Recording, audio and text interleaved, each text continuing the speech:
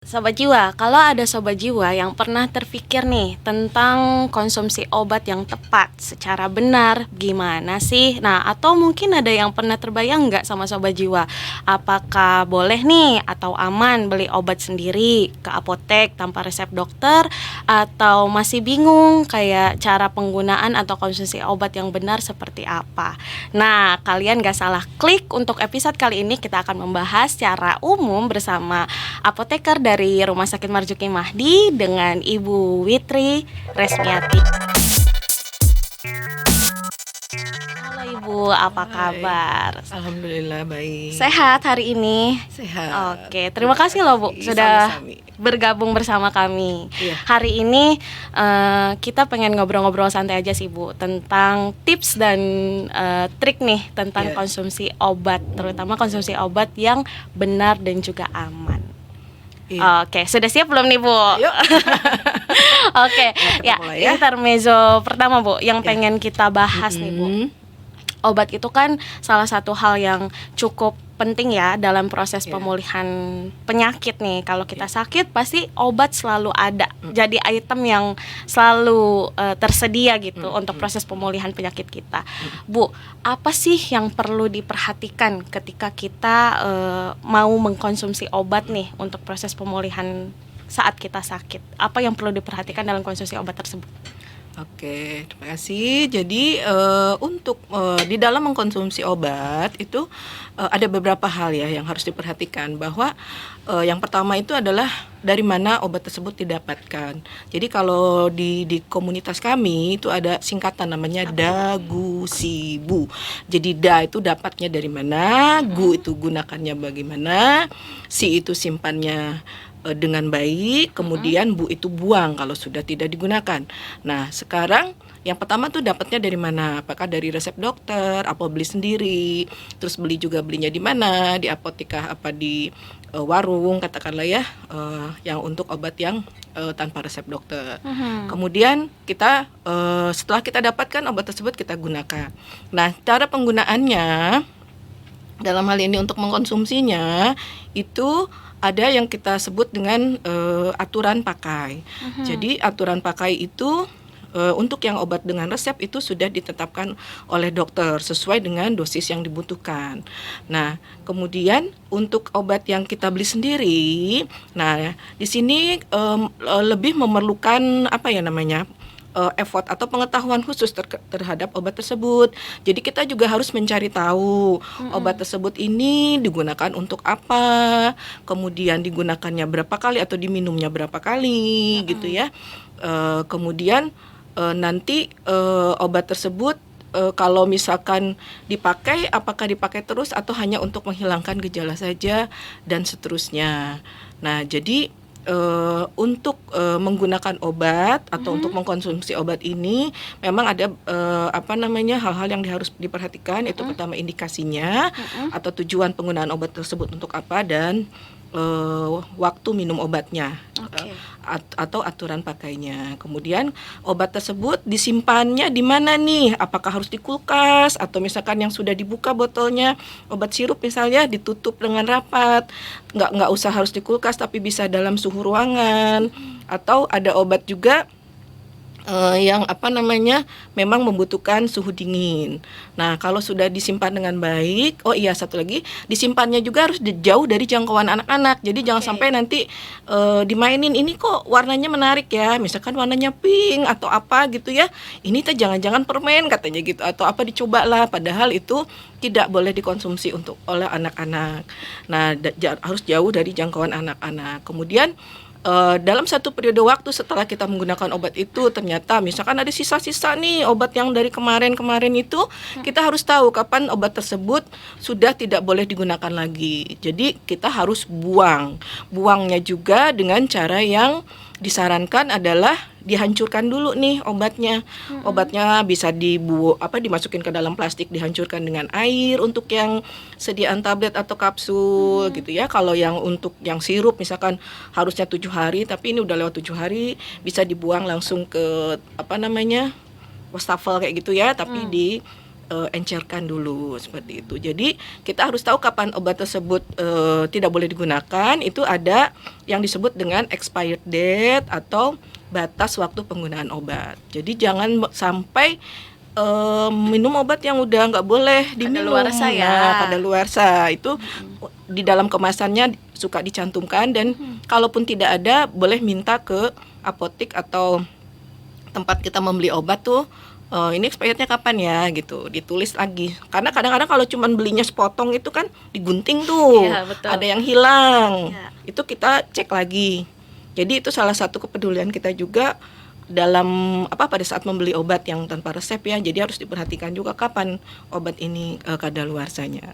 Jadi seperti itu. Jangan lupa dagu, sibu. Sibu ya. Jadi kalau misalkan kita mau mengkonsumsi obat, yang perlu kita perhatikan sebelum mengkonsumsi itu benar-benar dari cara aturan pakai ya, kemudian cara penyimpanannya, Iya. dan dari mana nih kita dapetin sumber obat tersebut ya. Apalagi kalau misalkan dibeli sendiri ya Bu ya. Iya, Betul. betul. Dibeli sendiri itu kan ada 2 tempat kemungkinan ya Bu. Iya. Karena kan obatnya dijual bebas. Iya. Jadi kita bisa belinya di tempat yang memang resmi dari segi berbagai aspek gitu ya. Kayak kalau di apotek ya kan Bu, kita beli resmi, kita bisa dapat informasi lebih ya, Iya. walaupun sudah ada aturan pakai ya. Ya. Tapi kalau di warung tidak bisa mendapatkan informasi yang lebih seperti itu Bu. Iya. Iya. Ya, Oke. jadi untuk obat yang belinya di warung kan itu juga ada kriteria tertentu ya, yang memang obat tersebut bisa dibeli bebas. Jadi pasien kalau memang merasa sudah pernah menggunakan obat tersebut dan mengetahui dengan pasti Ya. tujuan dari penggunaan obatnya, itu ya mangga saja silakan mau beli di warung. Biasanya sih obat-obat yang hanya untuk menghilangkan gejala saja, misalkan batuk, obat penurun demam, obat penghilang rasa sakit. Berarti gitu ya. sifatnya ringan Bu. Ya, ringan. Jadi Badan POM, Badan Pengawasan Obat dan Makanan juga sudah membuat kriteria obat-obat apa saja yang bisa dibeli dengan bebas atau tanpa resep dokter. Jadi kalau kita lihat itu di obatnya ada tandanya yang hijau dan biru. Obat dengan lingkaran hijau itu obat bebas yang bisa dibeli langsung, bahkan mungkin kayak di warung gitu ya, tersedia juga. Dan satu lagi obat yang lingkaran biru, obat bebas terbatas. Kenapa masih bebas tapi dibatasin juga ya? Karena ada beberapa hal di situ yang harus diperhatikan, bahwa di dalam penggunaan obat ini itu bisa menyebabkan misalkan kantuk, bisa menyebabkan kondisi yang memang tidak memungkinkan dia untuk bekerja dan sebagainya gitu. Jadi ada golongannya, ada kriterianya obat yang bisa dibeli. Jangan sampai nanti ada obat yang harusnya dengan resep dokter itu pun ternyata dijual bebas gitu. Kalau kita sebagai konsumen sudah harus memiliki kesadaran gitu ya, bahwa Peka ya Bu. ya bahwa obat-obat tersebut juga ada itunya tadi, ada kriterianya. Jangan sampai obat yang seharusnya dengan resep dokter tapi bisa dijual bebas di tempat yang ini ya, selain apotek gitu ya, atau toko obat. Iya. Oke, Bu. Itu tadi ya. Jadi kalau di warung kayaknya lebih harus diperhatikan kalau beli obat, kalau bisa jangan sepotong-sepotong ya Bu, karena aturan pakainya nanti jadi nggak kelihatan, betul gak? Ya betul, ya, ya, Oke. ya. Jadi nanti juga orang yang beli obat yang tadi itu yang saya bilang hanya untuk menghilangkan gejala juga harus harus tahu nih udah berapa lama sih sebenarnya sakit kepala, atau udah berapa lama nih demam gitu ya, atau udah berapa lama nih sakit lambung gitu kan.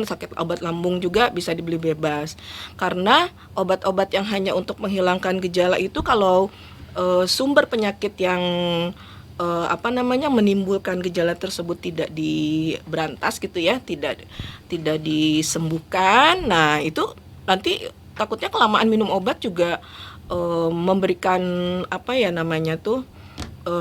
efek yang tidak diharapkan gitu. Oke. Jadi biasanya di situ disampaikan juga bahwa apabila demamnya tidak turun sampai dengan 3 hari atau 5 hari, lebih baik berkunjung ke dokter. Jadi konsultasi lagi ke dokter. Sama misalnya sakit lambung nggak sembuh-sembuh nih, apakah memang sudah dengan keparahan tertentu yang membutuhkan penata laksanaan atau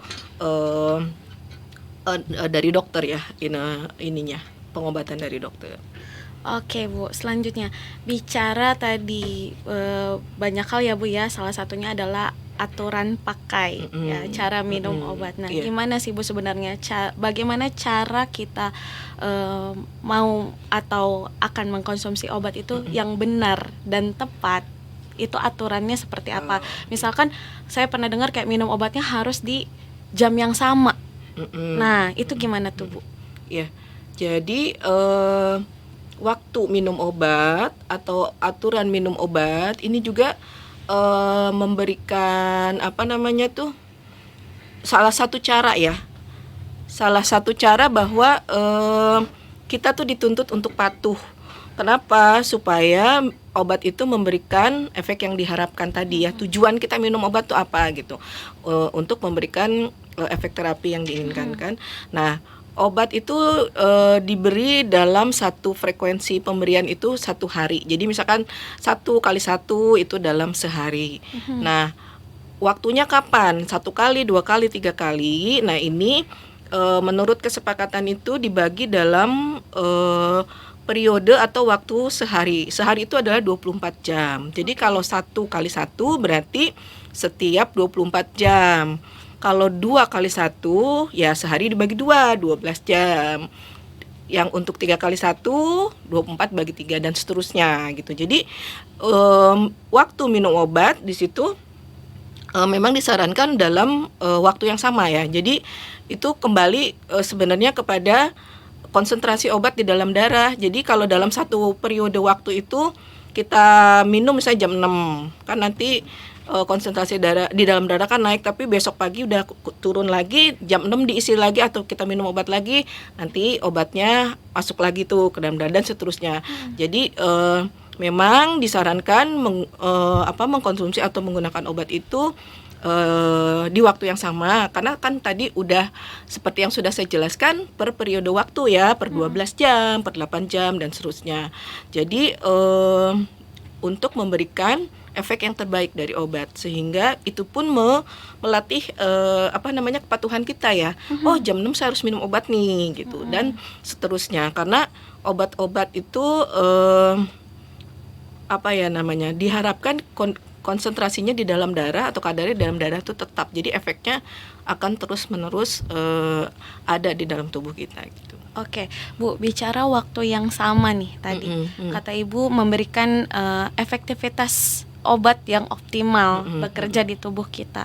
Selain itu Bu, kira-kira apa saja yang bisa meningkatkan kinerja obat di dalam tubuh kita supaya khasiatnya itu benar-benar terasa bekerja dan efektif untuk tubuh kita? Oh iya. Nah, ini penggunaan obat itu khususnya yang digunakan sendiri itu kan obatnya tuh banyaknya adalah obat yang diminum ya. Obat diminum melalui masuk ke dalam saluran cerna. Nah, di dalam saluran cerna itu kan nggak cuma ada obat, ada minuman, ada makanan, dan ada obat yang lain lagi gitu ya. Obatnya bisa aja ada 3, ada 5 dan seterusnya. Nah, dari semua bahan yang masuk ke dalam pencernaan kita itu bisa terjadi interaksi itu bereaksi gitu ya. Jadi bisa yang meningkatkan dari efek obatnya, malah mungkin mengurangi efek obatnya. Jadi misalkan nih ada obat yang tidak boleh digunakan dengan susu atau kita minumnya pakai air teh gitu ya. Nah, itu karena dalam waktu yang bersamaan obatnya ketemu nih sama bahan yang lain gitu ya, seperti tadi dari makanan atau minuman. Jadi itu harus diperhatikan juga bahwa obat itu lebih baik diminum dengan air putih, atau ada juga obat yang harus diminum sebelum makan, sesudah makan dan seterusnya, itu untuk meningkatkan efektivitasnya ya. Jadi efek terapinya itu dimaksimalkan gitu. Jadi proses obat itu masuk ke dalam tubuh kita itu diminimalisir itunya ya, apa sih namanya tuh, ya tadi gangguannya lah dari yang lain efek ya, yang lain. jadi yang lain tuh supaya nggak mengganggu terhadap efek-efeknya obat itu. Kayak tadi kan misalkan dengan minum susu nanti bisa menurunkan efeknya, atau tadi juga dengan minum ada lu nggak boleh lo minum dengan kopi gitu kan, ada juga nggak boleh minum dengan apalagi soda gitu ya, minuman Oke. bersoda dan lainnya. Nah, jadi itu adanya bahan-bahan lain dalam waktu bersamaan bertemu nih dengan obat di dalam saluran pencernaan kita, itu bisa menimbulkan reaksi itu antara obat dengan makanan, obat dengan minuman, bahkan obat dengan obat lagi. Jadi Oke. ada obat yang diminum bersamaan, itu nggak boleh, nanti diselang lah, misalkan 2 jam. Atau seperti tadi, kapan kondisinya obat ini bisa diminum? Sesudah makankah atau sebelum makan, itu juga meningkatkan efek dari obat tersebut. Oke, gitu. boleh kasih contoh nggak Bu, obat apa yang tadi misalkan nggak boleh dikonsumsi secara bersamaan? Misalkan obatnya ini ada obat yang apa sih namanya, untuk diare. Diare itu kan dia berarti memperlambat gerakan peristaltik di dalam saluran Oke. pencernaan. Nanti kalau obatnya itu diminum bareng dengan obat A nih, dia meningkatkan kadarnya di dalam tubuh gitu. Terus ada juga obat MAH sama antibiotik. Obat MAH-nya tuh antasida ya. Antasida tuh dengan antibiotik bereaksi menurunkan efek dari antibiotiknya gitu. Oke. Iya. Bu, tadi juga Ibu sampaikan ya, ada obat yang boleh dikonsumsi sebelum makan atau setelah makan. Sebenarnya Bu, alasan apa sih kenapa obat itu harus dikonsumsi sebelum atau setelah makan? Jadi ini berhubungan dengan proses penyerapan di dalam lambung ya, saluran pencernaan. Jadi itu ada kondisi lambung keasaman ya, keasaman lambung atau kebasaan lambung yang mempengaruhi kelarutan obat di dalam lambung. Jadi obat itu nanti bisa diserap ke dalam tubuh, masuk ke dalam peredaran darah tuh dipengaruhi oleh kondisi lambung kita gitu. Jadi kayak contohnya obat mual nih, obat mual domperidon itu diminum 1 jam sebelum makan, karena dia memang optimalnya di situ untuk diserap ke dalam tubuh sampai sebelum makanan itu masuk ke dalam tubuh kita gitu. Terus obat MAH juga sama. Kenapa? Karena untuk mengurangi keasaman lambung kita dulu nih, dia bekerja supaya nanti pas udah makan itu kondisi lambungnya udah udah normal ya. Jadi kita kalau nyaman makan tuh ya. nggak mual. Jadi kita makan nasi tuh nggak mual. Gitu. Terus kebalikannya kalau yang setelah makan, kalau setelah makan tuh kondisi lambung kita lebih basah ya. Keasamannya berkurang. Jadi ada obat-obat tertentu yang memang penyerapannya di dalam saluran pencernaan dengan kondisi keasaman atau kebasaan lambung tertentu. Jadi seperti itu contohnya sebelum atau sesudah makan. Oke, baik. Nah, Bu, obat itu seperti yang kita ketahui selalu ada efek ya, selalu ada efek samping nih. Kalau habis konsumsi obat nih, entah kita mual, ngantuk, pusing gitu ya, Bu ya. Nah, kira-kira Bu, apa yang perlu kita lakukan ketika kita merasakan efek samping dari konsumsi suatu obat? Ya. Ya, jadi kalau tujuannya kita minum obat itu kan obat tersebut memberikan efek yang kita harapkan ya. Yang kita harapkan tuh maksudnya apa nih? Misalkan obat demam berarti demamnya turun, atau obat untuk sakit lambung, kadar asam lambung kita turun. Tapi di dalam efek yang tadi kita harapkan terjadi dari obat yang kita konsumsi itu ada efek yang lain yang tidak diharapkan, yang untuk sebagian obat itu jadi kayak satu paket gitu ya. Obatnya ada efek yang tadi yang utama, tapi ada efek yang tambahan gitu, efek yang bawaannya gitu ya, efek yang bawaannya. Nah, kita juga harus mewaspadai efek apa sih yang bakal timbul pada saat kita mengkonsumsi satu obat. Untuk informasi tersebut itu bisa kita dapatkan dari apotik atau bisa melalui nyari-nyarilah di internet, tapi tetap dengan harus kita konsultasikan lagi gitu ya ke dokter. Jadi misalkan sudah mengalami sakit lambung nih, kok saya minum obat anti radang misalkan gitu ya, obat anti radang kok lambung saya malah jadi begini. Nah, kalau misalkan kita peka, kita mencari informasi, oh ternyata memang karena minum obat ini. Obat itu bisa dilihat dari kandungannya apa sih yang kita minum ya. misalkan obat anti radang, oh ternyata ada meloxicam gitu ya. Nah, meloxicam ini apa? Kita searching gitu, cari. Itu salah satu upaya dari apa sih namanya ya, dibilangnya itu swamedikasi. Jadi pengobatan yang dilakukan sendiri. Jadi yang pertama indikasinya apa dan efek samping obatnya apa nih yang bakalan muncul gitu. Terus nanti setelah misalkan mengalami apa tadi efek yang tidak diharapkan itu, akhirnya ya kita harus konsultasi lagi ke dokter. Nanti dokter bisa menyarankan untuk penggunaan obat yang tidak menyebabkan efek samping tersebut gitu ya. Tapi kalaupun ada sampai efek samping yang tidak bisa kita hindari, biasanya diberi apa namanya ya tuh, untuk obat yang untuk meniadakan gejalanya tersebut. Oke, nah Bu, saya juga penasaran tentang antibiotik. Antibiotik kan juga jenisnya banyak sekali, dan ada juga fenomena orang-orang nih kalau sakit sedikit untuk penyakit tertentu yang sudah biasa mereka alami gitu ya, sama lah seperti tadi, udah tahu obatnya kayaknya pakai ini reda, belilah ke warung tanpa resep dokter gitu karena ngerasa udah cocok dan lebih baik. Kalau antibiotik nih Bu, gimana? Kan ada dari resep dokter itu kalau antibiotik dianjurkan dihabiskan. Nah, bagaimana kalau seseorang mengkonsumsi antibiotik itu terus-menerus? Apakah ada efeknya? Lalu kalau misalkan di resep sudah dianjurkan harus dihabiskan tapi malah tidak dihabiskan, Bu. Gimana Bu kira-kira? Jadi kalau antibiotik ini bekerjanya itu adalah membunuh ya, atau membunuh bakteri. Jadi penyebab penyakit kita adalah bakteri, mikroba ya, bakteri atau mikroba. Jadi kalau itu kan mikroba atau bakteri itu kok suatu apa sih, makhluk hidup ya.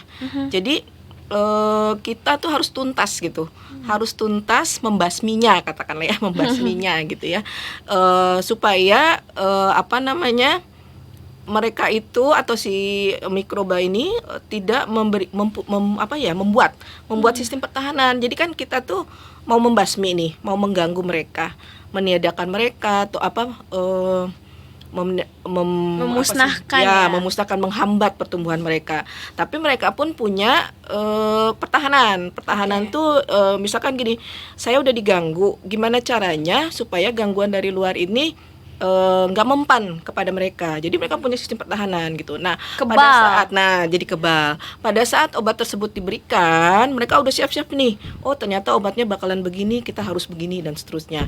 Obat itu misalkan diminum 7 hari. Pada saat diberikan 3 hari, mereka udah siap-siap bikin sistem pertahanan. Kita ngerasa udah enakan gitu ya, karena memang pada saat itu mereka sudah lemah. Tapi mereka melemah belum berarti sudah tuntas. Mereka bisa bangkit lagi seperti tadi bikin pertahanan. Nah, kemudian harusnya hari ke-4, hari ke-5 dan seterusnya sampai hari ke-7 kita masih minum obat, tapi ternyata kita berhenti, mereka udah bangkit lagi nih. Bisa saja mereka menimbulkan infeksi yang baru gitu ya. Jadi mereka di satu sisi menimbulkan infeksi yang baru dan bahkan mungkin lebih kuat lagi terhadap obat yang tadi sudah diberikan. Jadi misalkan pertama obat A, ternyata nggak tuntas nih. Ternyata mereka sudah punya pertahanan tuh kebal tadi. Dikasih obat A lagi, belum tentu infeksinya akan teratasi karena dia sudah kebal. Akhirnya kita harus beralih kepada obat yang lain yang kalau obat itu lebih ampuh ya, efek yang utama dan efek sampingnya juga lebih lebih menakutkan juga deh gitu ya. Nah, jadi itu intinya adalah di sini kita harus tuntas di dalam membasmi penyebab penyakitnya tersebut karena berhubungan dengan mikroba atau bakteri gitu. Jadi disebutkan habis gitu ya, sampai habis tuh karena memang harus tuntas. Dan berapa lama antibiotik itu digunakan sesuai dengan anjuran dokter. Karena antibiotik ini termasuk ke dalam kelompok obat yang memang harus diberikan dengan resep dokter. Jadi kita nggak bisa mengambil beli sendiri gitu ya? Aku mau pakai ini karena itu tadi ada regulasi ya, ada ketentuan di dalam pemakaiannya itu harus sesuai dengan petunjuk dokter. Oke, jadi untuk antibiotik memang tidak bisa sembarangan ya, Bu? Jadi intinya adalah dalam memberikan obat tersebut dokter akan menghitung nih berapa hari obat tersebut akan habis. Jadi kalau obatnya belum habis, ya nggak boleh ya untuk yang antibiotik mah berhenti gitu aja. Kalau untuk obat yang lain misalkan hanya untuk pusing, menghilangkan gejala, pusingnya udah sembuh ya sudah, atau obat mual, mualnya udah sembuh ya boleh tidak dilanjut. Tapi kalau untuk antibiotik karena tadi satu cara kerja yang berbeda dan menghadapi bakteri atau mikroba tuh berbeda. Jadi kita nggak boleh sembarangan beli sendiri Ya, tanpa petunjuk dokter ya betul. kalau untuk antibiotik. Ya. Nah Bu, tadi bicara tentang obat antibiotik, ada juga tentang suplemen lah gitu ya. Misalkan kayak tablet tambah darah nih Bu, mencegah anemia kan. Nah, itu juga kaitannya ada salah satunya tentang menjadi cara untuk mencegah stunting. Nah, kalau kita tahu program pemerintah itu kan memberikan nih tablet tambah darah kepada remaja putri dari sekolah-sekolah tuh Bu. Itu diberikan tabletnya, wajib diminum di waktu yang sama gitu kan, 1 minggu sekali gitu ya, untuk mensuplai darah mereka supaya mereka siap nih nantinya pada saat di tahap yang dewasa proses hamil dan melahirkan nih Bu, Menjadi ibu ya. menjadi ibu gitu. Tapi kan proses minumnya nih Bu berkelanjutan Bu, terus-terusan, continue. Aman gak Bu kalau remaja-remaja ini mengkonsumsi tablet tambah darah tadi? Iya. Kalau itu berapa lama ya minum Apa? obatnya itu tadi berkelanjutannya? Dia selalu setiap bulan. Oh, setiap Ya, bulan. setiap bulan dikasih 1 minggu sekali juga ada. Iya. Kalau yang haid itu kan minumnya 1 minggu di hari yang sama gitu, setiap minggunya gitu. Itu kira-kira gimana Bu? Iya. Aman nggak? Ya, kalau itu menurut saya sih aman ya, karena tujuannya kan adalah baik ya, dimana untuk setiap wanita dalam siklus bulanannya itu kan kita ada kehilangan darah gitu ya. Jadi Iya. tablet tersebut atau obat tersebut membantu untuk meningkatkan kadar darah di dalam tubuh kita, karena nanti bener nih remaja-remaja putri ini nih kan calon ibu yang memang harus dipersiapkan dari sejak dini untuk bisa pada akhirnya nanti melahirkan generasi yang baik gitu ya, dengan kondisi kesehatan yang lebih baik gitu. Nah, untuk minum obatnya ini harus diperhatikan lagi kayak tadi. Jadi kapan waktu minum obatnya? Sebelum makan kah? Sesudah makan kah? Apa yang harus dihindari pada saat mengkonsumsi obat tersebut? Misalkan adanya vitamin C dalam minuman, air jeruk misalkan ya. Air jeruk dengan tablet tambah darah tuh dia meningkatkan absorpsinya atau meningkatkan kadarnya di dalam darah. Itu boleh, tapi harus dilihat juga kondisi lambungnya ya. Jadi kan itu asam lambungnya kuat apa enggak minum air jeruk. Kemudian ada gejala atau efek samping apa yang bakalan mungkin muncul pada saat penggunaan obat tersebut, karena kan rutin tuh terus menerus. Nah, apabila mengalami gejala yang nggak biasa ya, dalam hal ini tablet tambah darah itu bisa menimbulkan di saluran pencernaan tuh, mengiritasi lambung, mual dan seterusnya. Nah, itu harus dikonsultasikan lagi, karena jangan sampai kita mau mencapai satu tujuan seperti tadi ya, dalam program untuk meningkatkan kesehatan si remaja putri ini, tapi mengalami satu ketidaknyamanan gitu. Yaitu lebih baik sih pada saat ada penyuluhan atau ada petugas yang datang tuh disampaikan keluhan apa yang terjadi selama mengkonsumsi obat ini gitu ya. Jadi nanti biar ada tindak lanjutnya gitu. Jadi memang boleh diminum secara rutin, tapi sambil harus diperhatikan. Jadi biar kita tuh sadar juga nih bahwa saya aman-aman aja ya, nggak apa-apa dilanjut, tapi kok saya ada rasa tidak nyaman misalkan di saluran pencernaannya atau bagaimana, sebaiknya dikomunikasikan. Jadi nggak yang hilang gitu ya. Hilang tuh dalam artian nggak tahu juntrungannya nih diminum apa enggak sih gitu Iya. kan ya. Jadi kalaupun ada hal-hal yang menyebabkan tidak minum obat tuh disampaikan gitu ya. Jadi kan keberhasilan programnya itu juga kan jadi Terlihat gitu ya. dipantau gitu, terlihat bahwa ternyata memang ada kondisi yang menimbulkan begini. Nanti biar bisa menjadi evaluasi terhadap pelaksanaan program tersebut. Gitu. Oke, baik.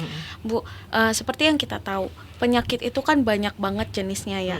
Dari penyakit yang mungkin kategorinya ringan, sampai sedang, sampai berat atau kronis. Misalkan tadi cuman ada demam, batuk ya, tadi yang kita juga konsumsi obatnya, kayaknya bisa beli dengan resep ataupun tanpa resep, asalkan tahu pengetahuan dan cara aturan pakai minum obatnya.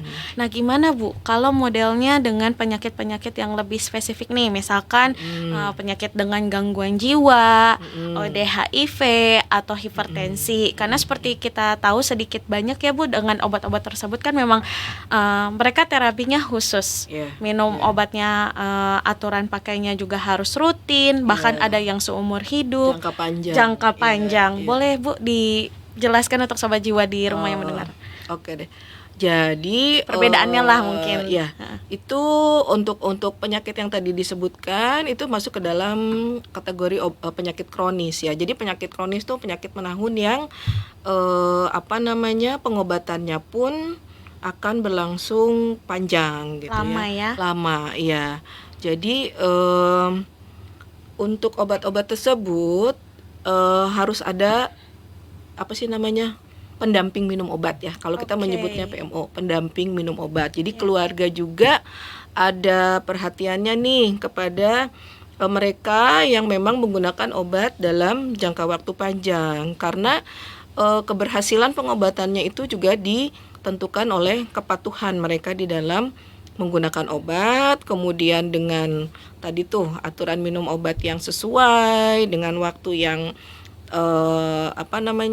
tetap gitu ya, dengan waktu yang sama, dengan waktu yang tetap gitu. Dan itu tadi, jangan merasa udah enak terus tiba-tiba dihentikan, atau kebalikannya, ada satu kondisi yang merasa tidak nyaman, itu lebih baik dikonsultasikan lagi dengan dokter, mengingat tadi ya penggunaan obatnya dalam jangka waktu panjang gitu. Jadi terutama untuk obat yang diberikan dalam jumlah yang lebih dari 2 ya, biasanya itu juga tuh tadi penyakit gangguan jiwa atau penyakit kronis lainnya yang bahkan mungkin tidak hanya satu penyakit, tapi bisa dalam waktu bersamaan beberapa penyakit.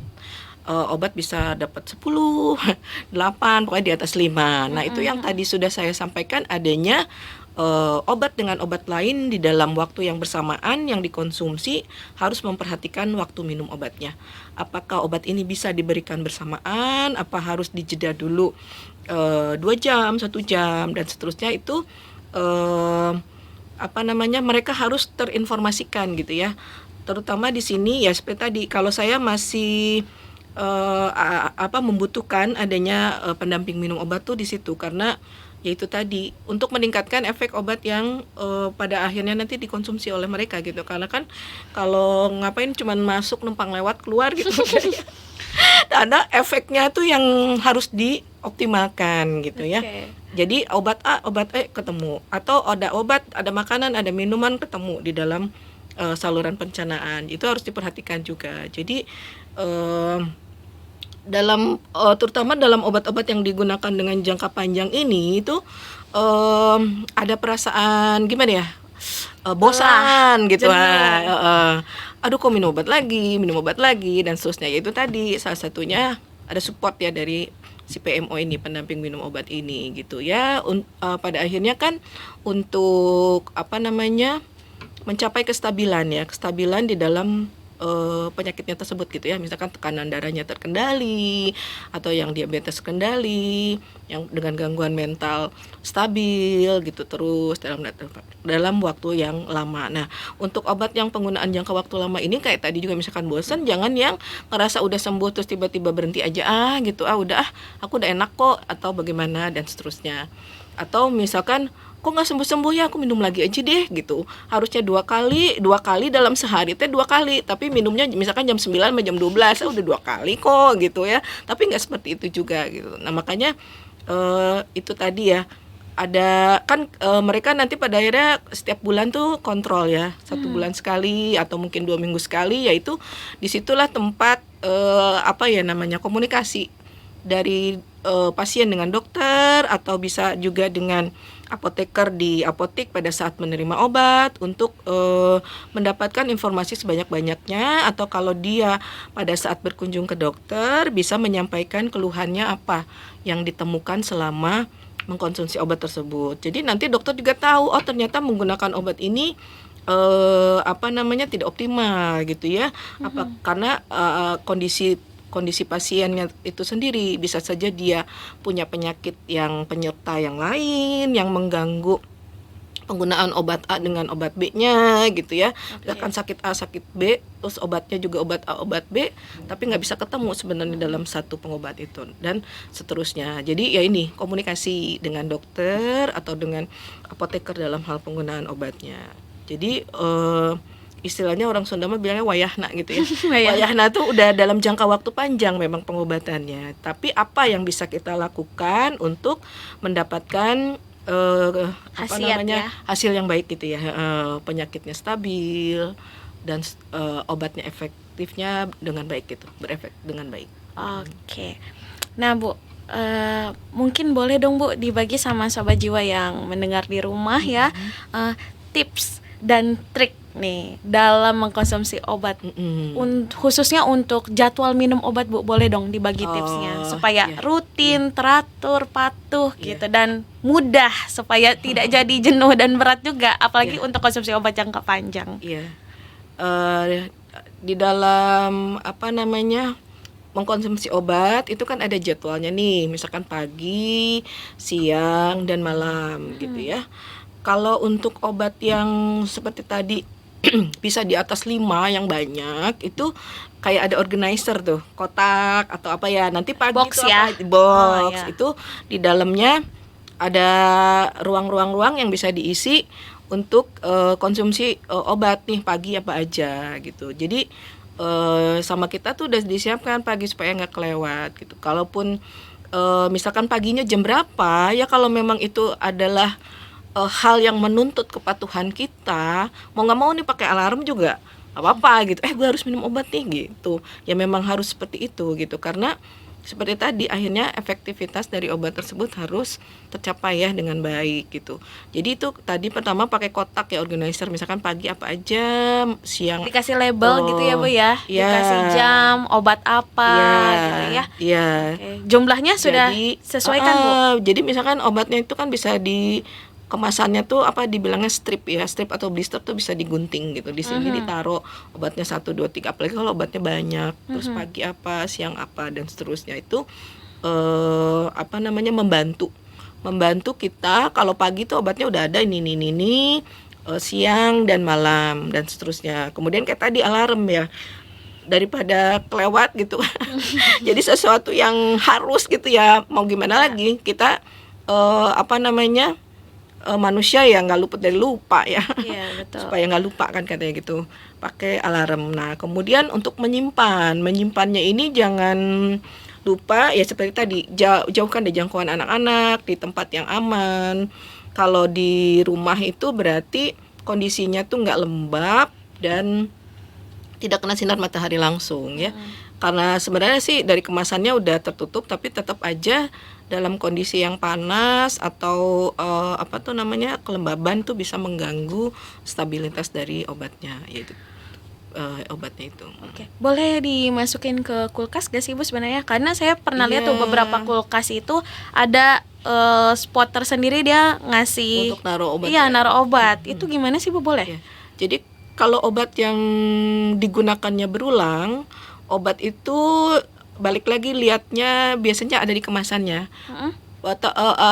Cara penyimpanan obat ini tuh dalam suhu yang berapa ya, temperatur yang berapa sih yang harus memang dikondisikan untuk obat tersebut. Jadi kita lihat dulu di situ diharuskan atau dipersyaratkan suhunya berapa. Kalau hanya suhu kamar saja ya ditaruh sajalah di kotak obat misalkan gitu, tapi dengan kondisi yang tertutup rapat kan di sini mengurangi kontaminasi, mengurangi gangguan dari kondisi lingkungan sekitarnya ya. Kondisinya dalam hal ini adalah kelembaban dan temperatur atau suhu ruangan, jadi harus ditutup ditutup rapat. Supaya obatnya juga nggak rusak ya Bu. Iya, betul.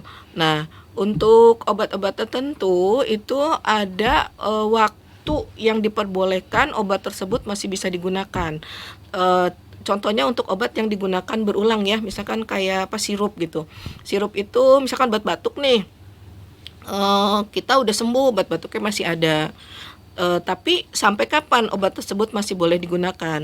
Dan kalau obat yang sudah dibuka itu biasanya expirednya berbeda dengan expired pada saat kita beli obat tersebut ya. Kan obat itu dibeli misalkan ada expirednya nih Mei 2007.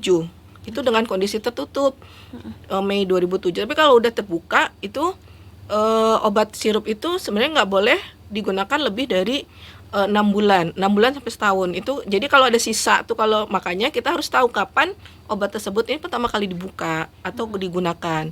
Karena kalau obat-obat yang sudah dibuka buka tutup itu ada gangguan dari udara di sekitarnya ya. Jadi ada batas waktu obat tersebut bisa digunakan. Kemudian apakah harus di kulkas? Ya itu tadi lihat dari syarat penyimpanannya seperti apa. Kalau memang dia di suhu kamar bisa, ya nggak usah harus di kulkas sih. Oke. Udah aman. Berarti kok, menyesuaikan dengan obatnya Iya, ya. itu biasanya ada di kemasannya. Oke, jadi intinya kalau tips perhatikan jadwal minum obat itu, kita boleh didampingi dengan alarm, pengingat gitu ya Bu. Terus ada organizer juga, sudah kita kondisikan berapa butir Ya, yang harus buat apa diminum. aja pagi. Kalau memang pelupa banget boleh dilabelin di organizernya ya, supaya kita juga jadi lebih patuh dan bisa lebih gampang mengingat kapan kita harus minum obat gitu ya Bu. Oke Bu, kayaknya udah cukup lengkap nih pembahasan kita. Alhamdulillah. Makasih banyak loh Bu Bangga sudah sama-sama. bergabung sama kita di sini. Informasinya insya Allah bisa tersampaikan dengan baik ya dan bermanfaat. Sampai berjumpa di episode selanjutnya. Terima kasih banyak. Salam sehat.